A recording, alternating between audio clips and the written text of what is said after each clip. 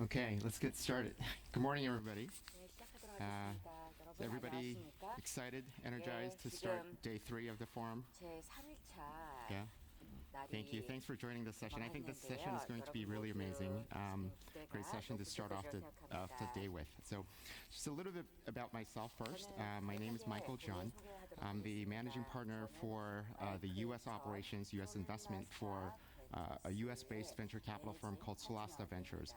And Solasta Ventures is the U.S. arm of one of the largest and one of the oldest VCs to have been created in South Korea called Aju IB Investment. So it's my honor and I'm pleased to be here to host this wonderful fireside chat with our special guest today. The title today is Conversation with a Global Top VC, The Secrets of Unicorn Companies. And I think that there's nobody more qualified, perhaps, to talk about this topic than our distinguished guest, Hans Tang. And so let me give you a few words about our distinguished guest, Hans. So in addition to the fact that we were classmates at business school back in Cambridge, Massachusetts many years ago, Hans is the managing partner at GGV Capital. GGV Capital is a top-tier global venture capital firm with AUM, assets under management, of greater than $9 billion. And Hans at GGV is focused on early-stage venture investments across the globe. He's been consistently recognized among the top venture capitalists in the world, having been named to the Forbes Midas list for 9 consecutive years now, since year 2013, and the most recent ranking being number 3. His portfolio includes 18 unicorn companies, some of which are household names like Airbnb, Coinbase, Peloton, Slack, StockX, and Xiaomi, which is amazing. Outside of his day-to-day investment activities, he also oversees GGV's diversity, equity, and inclusion initiatives, and he also hosts a podcast around the subject of entrepreneurship for global audiences and entrepreneurs across the U.S., China, India, Southeast Asia, and Latin America. So I think, Hans is decently qualified to talk about venture capital and unicorn companies. So I'm very excited to have him. So, and I'd also like to thank the World Knowledge Forum, the organizers at the MBN, and the audience, and our guests for allowing us to have this conversation. So thank you very much. So Hans, let's start off with your personal background, because I think venture capital is very much still a people business where, especially in the early days of investing, it requires a highly individualized touch. And it also remains a relatively esoteric industry.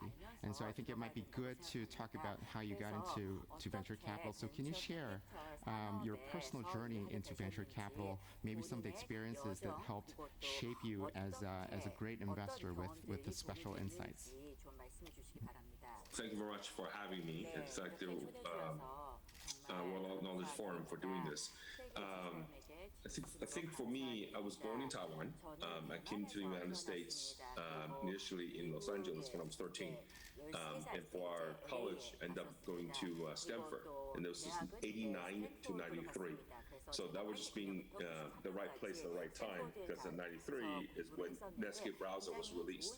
So some of the people I met at Stanford ended up co-founding PayPal, Yahoo, and over time even Google. So it's just interesting to be able to see internet happen right in your own backyard and have that sort of change and affect how I look at the world. After Stanford, I went to New York first to work on Wall Street, a typical sort of first business job after college. It was working on Wall Street in M&A and corporate finance. And that gave me a chance to see that the U.S. in the 90s, you start seeing a sort of hollowing out effect of manufacturing jobs being moved to South Korea, to Taiwan, to Southeast Asia.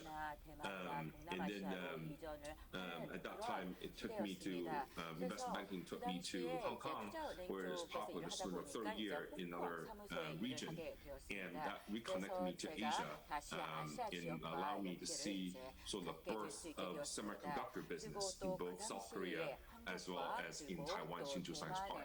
So even before I become an internet investor later, I gained an appreciation for hardware by being in the first or second wave of the rise of the Asian four tigers. And then this internet was so hot, I ended up doing two startups over the next 6 years. From Asia with connection to Silicon Valley, and that allowed me to stay connected to Silicon Valley, see what was going on there, how to apply that to Asia. And at that time, doing two startups and being co-founder of the two, interact with VC and the board meetings, and that's when I realized that because this thing called VC, a lot of my Stanford alumni are doing it, and I get a chance to interact with them, and it's a chance to really be knowledgeable of a space, but spread out your bets in multiple companies and end up being able to end up investing more money into the ones that's working out well and really generate huge return. But at the same time, also taking bets on founders that are less proven, business model that's not fully fleshed out, but you work with them to get them to in the right inflection point for them to hit the right product market fit, so that can generate and scale with them. So over time, we can become much bigger companies. So that took me back to the U.S., where you and I overlapped at MIT for graduate school, and then it was at MIT I realized that being a VC is what drives me, and combine all the experience I had with tech investment banking and internet startup and cross-border between U.S. and Asia. So end up going to China later with a U.S. VC firm called Bessemer.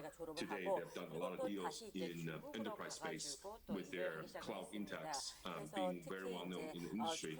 And then over there I started making bets into LinkedIn, into Yelp, and into other companies in the consumer internet space, including Pinterest. So those 3 years helped me to shape my outlook of how to be a sort of consumer internet investor. And then the rest was history. I moved to China in 2005, joined a firm called Qiming in 2007, and that's where I made investments into Xiaomi, into Yiping, which ends up becoming Meituan. One is $80 billion market cap companies today, and the other one is $150 billion. And so both have done well, and I invested in them relatively early. With Xiaomi was from day one.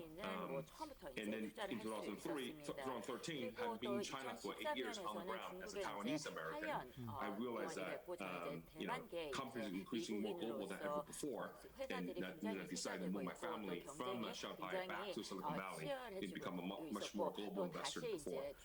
And this is where now I invest not just in China, but increasingly in the U.S., in Latin America, in India. So we have, as a firm, become a lot more global than before. The first decade of GGV, we raised $1 billion.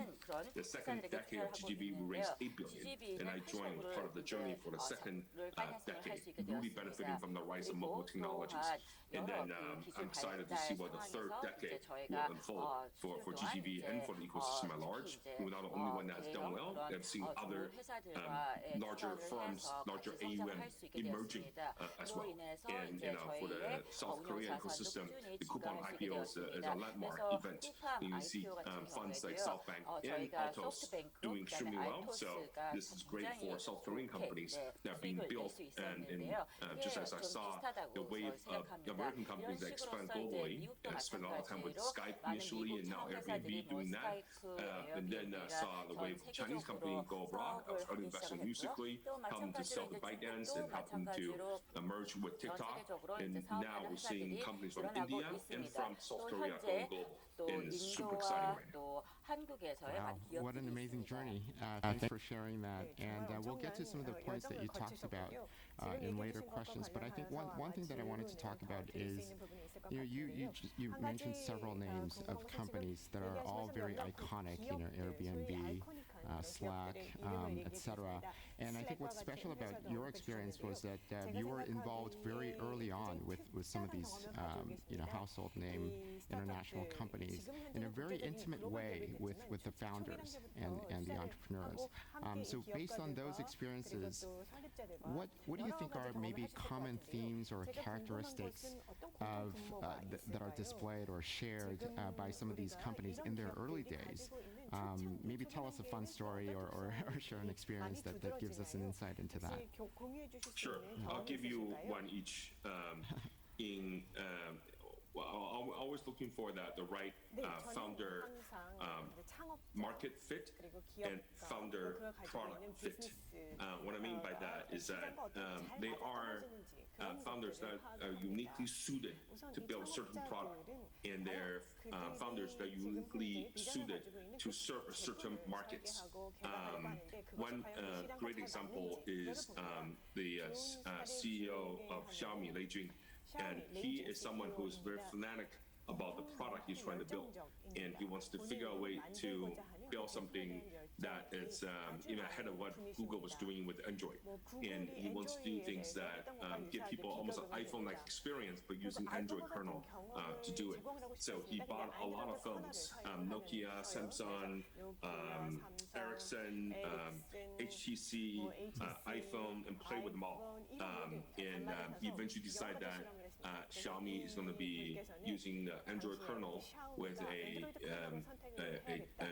their own wraparound called MIUI, and then have a contract manufacturer to build a phone for them, but they will sell it on the internet. This is when Google had a tough time selling their first phones, and he just felt that given his e-commerce experience in Asia, selling over the internet initially makes sense, and then later coming up with the Xiaomi ecosystem idea to have other founders build product that will be on the Xiaomi brand, but leverage the Xiaomi ecosystem of supply chain to be able to build new products quickly and get to market quickly, and have all that show up in the Xiaomi store in the offline world. And so initially, when I first met him, he told me that idea of doing MIUI and having a hardware component, even though it's manufactured by outside manufacturer, and then number three, have a suite of apps that will end up becoming popular and useful in people's on people's smartphones. A lot of people thought it was a crazy idea, but knowing him, having worked with him for 3 years before betting on him, I just know that his knowledge of the product and what users needs is so good that he's the perfect person to try to do something as hard as that. This is back in 2010. When Nokia, Ericsson, and Motorola are still quite well known. And yeah, I remember there were another famous VC mentioned the only way Xiaomi is going to make it is if Motorola, Ericsson, Nokia all die. Other than that, it's not going to happen. And that was a famous saying that happened in early 2011. And of course, that's exactly how it turned out. And just interesting to see about how it works. Another example is the Airbnb and the sort of the founder market fit. It's very clear that Nate and Brian and Joe, they want to build something that tailored to the audience of young people who are traveling and want different experiences, and they don't always have the money or the ability to stay at the hotels, but they want to be able to stay in touch and make new friends and be part of a larger community. And everywhere they go, they want to have friends that they can make them feel like they're at home. And when you meet them, it's very clear. And GGV met them as early as 2009, and you can just tell that this is kind of the people they are. It's adjusting towards market. The product may evolve. It was not even called Airbnb before, but that's just details. Over time, they will figure out what to do, even though they don't have a perfect clue initially. But they know the kind of the mission of the company and what's the true value proposition they can offer to people like themselves, and ends up building obviously a massive company. And when we invested, we said this is a company that could be bigger than Priceline.com, which ends up being Booking.com. And back then, Booking.com was around 60 billion. So to imagine a company in travel space that could be bigger than Booking.com was pretty kind of bold bet that can be that big over time. And during COVID, I remember getting on the information session where they talk about Airbnb, out of the 3 panelists and the moderator, of the 4 people, I was the only one who was truly bullish on Airbnb. I just said, hey, during COVID, this is April 2020, staycation is going to be the way that people want to be at home working, but they don't want to be cooped up at home for a long period of time. So they will want to have a break from time to time, and then being able to go to somewhere close to home within 100 miles, at most 200 miles, so we can drive back and forth within the day. And so Airbnb can ship the supply better than anyone else to do that very quickly that any hotel can.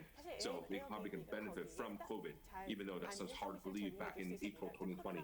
It ends up doing well and come public, and seeing Brian answering questions from Emily Chan on Bloomberg, and being shocked at the initial opening price is 2x of their IPO price, and almost start crying and with tears inside.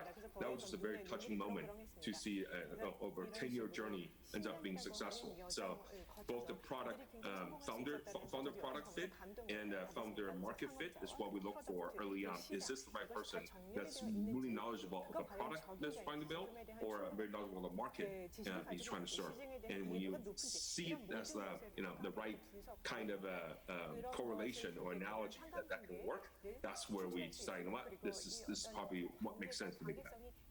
So to recap, I heard strong founder product fit with the Xiaomi story, and then founder market fit with the amazing Airbnb story.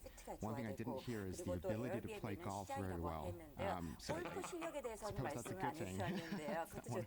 Okay, well, one of the things that you're very famous for, very well known for, is the fact that you were one of the first VCs out of Silicon Valley to have moved to China in the early days and spent many years, several years over there, and then coming back to focus on globally minded founders. And I think that's very interesting. So let me ask you about that latter part, which might be subtle, but sort of that application of what you'd seen and what you'd done in China, now sort of applying that across the globe. What exciting parallels or similarities are you seeing today? Can you talk about that a little bit? Sure, I'll be happy to. By 2013, a trusting Chinese company have ambition of expanding global, whether it's Tencent, WeChat, or Alibaba start making investments in Southeast Asia, buying Lazada, investing in Tokopedia in Indonesia, and Bukalapak through Ant Financial in Indonesia.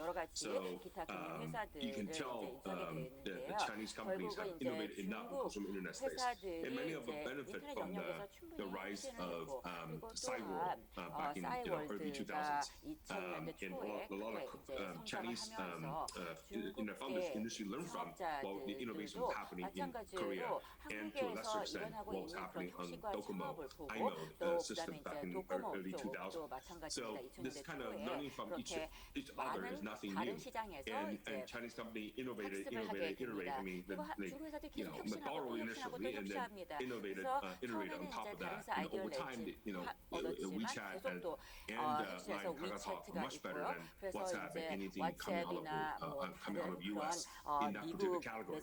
So you see companies start innovating and have ambition to go abroad. So I realized that I need to become a global investor as well, and not just a China investor. And as a Taiwanese American, I've seen how other innovation in different parts of the tech ecosystem grow, specifically with hardware. So I was encouraging Xiaomi to go abroad as well, and end up hiring Hugo, who did a great job of working with them to expand globally. So just being back here in Silicon Valley, which is such a global innovation center, where people from all over the world are here, it's a lot easier to be able to be helpful to companies that's going global. Increasingly, more U.S. companies want to go to China or different parts of the world. I remember when I was in China, living in China, I helped host Reid Hoffman and LinkedIn team to come, and some of those team members end up going to Coinbase years later. So it's a small circle of founders and executives that just keep in touch with each other. And when I moved back to the Bay Area in 2013, I started thinking that e-commerce is an underserved category in the U.S. Amazon was continue to grow, but you won't be only gaming town. Because in China, I saw Alibaba is amazing, but even as dominant as Alibaba is, you can see JD and Pinduoduo and others starting to merge. And as a result, I just think that in the US, people just think that Amazon is it and the game's over. But it's fair to see that there will be other companies emerging and doing well. So that allowed me to invest in slew of companies that you mentioned earlier that people kind of just didn't see and kind of ignore. One of the reasons why we have conviction on Slack was that WeChat was doing so well in China, and WeChat came out with the enterprise version, and you can see the value that bring. And you just have to wonder why wouldn't the US have a product that's similar to that at some point? And it ends up being that Slack is the one that made it, and eventually we helped the company grow, and they have done well post IPO and selling to Salesforce. So they continue to grow and expand accordingly. And when you look at what's happening in China with Pinduoduo in the group social group buy model that they have helped to start, leveraging friends on WeChat to pull people together to buy stuff, and in the process enjoying a lower price point. And if you don't get friends who still buy it, it's just at a higher price point. So it becomes, the whole experience becomes gamified. And we documented that and shared that on the internet with our deck before Pinduoduo's IPO on how Pinduoduo works.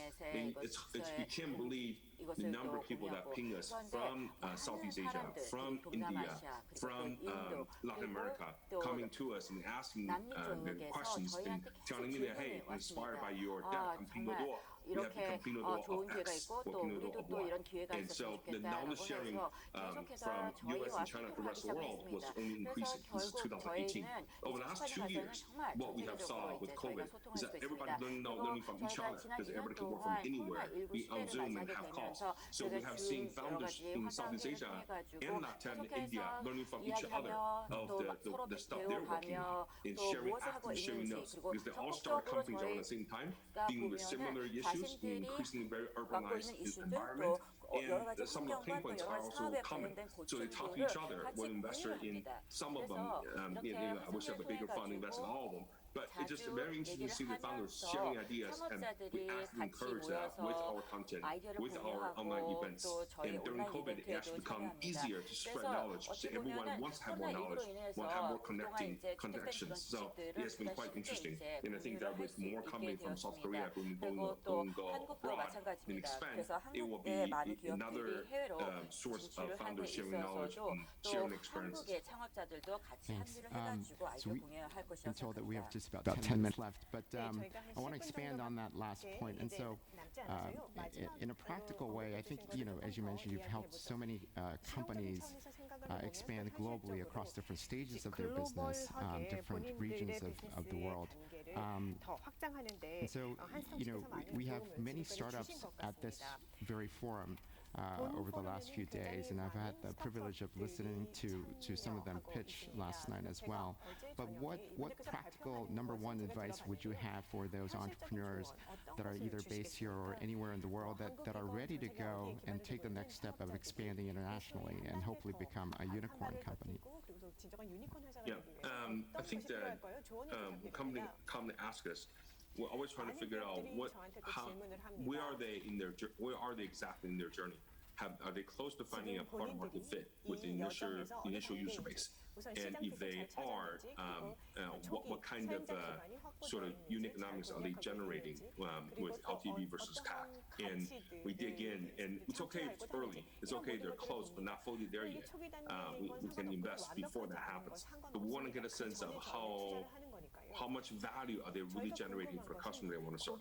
What we're seeing with the during COVID is that just the adoption of mobile technology across multiple categories and industries, whether it's in prop tech, fintech, health tech, ed tech, there's a lot of value can be generated by people start using SMB, start adopting mobile technology, doing transactions over the internet. And once people do transactions, you have a lot more data to help you to make fintech decisions and decide how much money you can help these companies to get loans on the seller side for the working capital needs, and on the buyer side, for example, buy now, pay later. This was what Affirm and Square bought Afterpay, and then Klarna that's going to go public very soon. So you start seeing a lot more as transactions are recorded and stored in the database and money flow, you have a lot more data to analyze and figure out what are the other services and fintech decisions you can make to help these companies to grow. So when we see companies that have a characteristic of being to build transaction enabler, and then down the road help to make fintech lending decisions with more data and better, with more robust risk model, then we can figure out, okay, very concretely how to help them to scale, because I know what they need in order to scale. Our platform team has a dedicated talent search colleagues who spend time helping companies to recruit the C-level officers, the VPs, and directors. So this includes both domestically in the country they're in, or bringing talent from overseas that can help them in those areas. So, and that's one area we spend time concretely helping them. The second area is on BD. Companies increasing their B2B2C. They're not just B2C anymore. So getting customers is something that we are good at. Many of the enterprise players like to sell to our consumer internet company portfolio, whether it's Airbnb or to StockX or a firm, etc. And then thirdly is that we help company deal with strategy of market entry, who are the people they need to partner with to form joint venture if needed, or if they go alone, what are the things that they should be aware of and avoid? What are the opportunities we see that can help them to accelerate what they're doing? So whether through strategic planning, whether it's through talent hiring, or whether it's through BD getting more customers, these are some of the ways we help companies scale on a global basis. And we're helping companies from India expanding into Southeast Asia. We're helping companies from US expanding to Latam. We're helping companies in Brazil go to the rest of Latam and vice versa. So you're seeing a lot more cross-border activities than ever before. Thanks for that valuable advice. If I ever start a company, I'm going to come to you, Hans. So changing gear a little bit, in the last few minutes, maybe a last question very quickly. You're currently leading the charge at your firm on this very important topic, especially these days, of diversity, equality, and inclusion, which is very important, but it's no longer a separate concept. I think it needs to be integrated into a business if it wants to really succeed. And so what can you tell us about that? What motivated you to lead this charge? Yeah, well, being a Taiwanese American, Asian American in the US, especially during COVID, you see a lot more inequalities than ever. Asians being harassed, if not killed, and African Americans being harassed and killed. And so these type of hate crimes definitely were on the rise during COVID. And I remember when I first moved to the US in 1983, a year before that, in 1982, is when Vincent Chen was killed in Detroit for mistaken for being a Japanese auto worker, even though he's Chinese. Not that it should make any difference. Killing is wrong. But hate crimes are on the rise. And so as a result, we all learned that it doesn't matter if we're successful. You can be LeBron James and be a famous global icon and still get a house defaced. So it can happen to anyone. So as a result of that, just being more aware, and therefore doing more to start. One of my colleagues, Stephanie, started a Next Gen program where we go to all black, mostly black colleges and help to recruit interns from minority groups, whether it's Hispanics, African Americans, or Asian Americans, and especially a lot of women, to give them a chance to be intern at our startups, portfolio companies in Silicon Valley. So we know what tech has done in terms of changing the landscape in Stanford and other places. We see what tech has done in terms of bringing more wealth and value creation to a lot of people who are in tech. Therefore, getting more people connected to tech is something that we spend a lot of time thinking and doing. And in terms of hiring, we actively encourage our portfolio company run seminars for them to hire, engage independent board members who are from diversity backgrounds and women.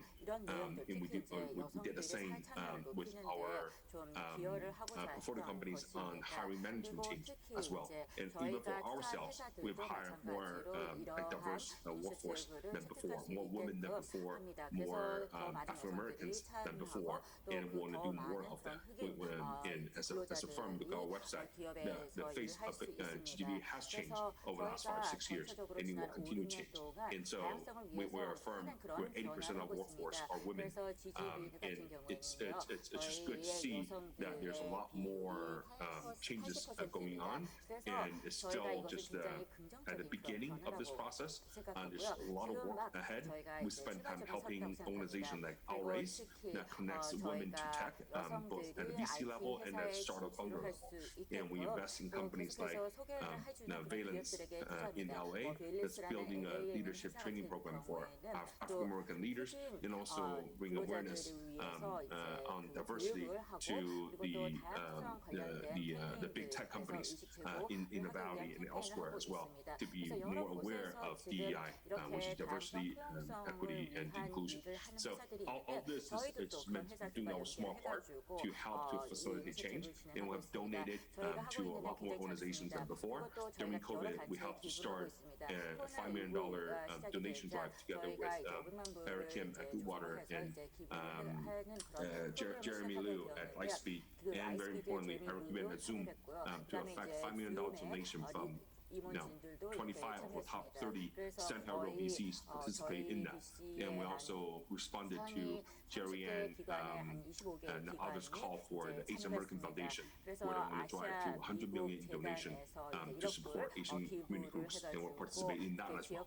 And so all those are part of the efforts we try to promote and bring about to make the world better. That's amazing and very inspirational. Thank you for all of that.